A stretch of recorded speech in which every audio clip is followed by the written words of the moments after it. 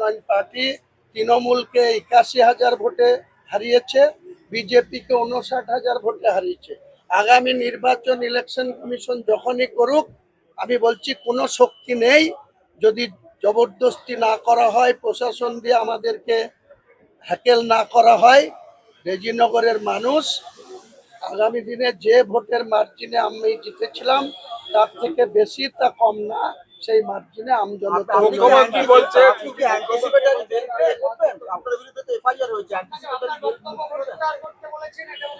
কার কাছে প্রত্যাহার করতে বলেছে? আমি তো রাজ্য সরকারের বিরুদ্ধে কিছু বলিনি, আমি বিজেপির বিরুদ্ধে বলেছি। নবাগত বিজেপিরা আমাকে আক্রমণ করেছে, আমার বাড়ির কাছে গিয়ে সেখানে পুলিশের সিকিউরিটি সঙ্গে নিয়ে গিয়ে আমাকে আক্রমণ করেছে। তা আমি রাজনৈতিক ভাবে তাদের আক্রমণ করব?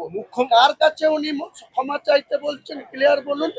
নিশ্চয়ই যদি সেটা ক্ষমা যোগ্য হয়, নিশ্চয়ই। মুখ্যমন্ত্রী বলছেন রেজিনগরের বক্তব্যই আপনার শেষ বক্তব্য, আপনি কি বলবেন? সভাকে আশ্বস্ত করেছে যে এই ধরনের বক্তব্য আপনার শেষ বক্তব্য, এটা উনি আজকে অধিবেশন কক্ষে দাঁড়িয়ে বলেছেন। তিনি বলতেই পারেন, তিনি বাংলার মুখ্যমন্ত্রী, তিনি কি বলছেন সেই বলাটার বিরোধিতা তো আমি করতে পারবো না। তিনি তেনার স্বাধীনতা আছে বলছেন।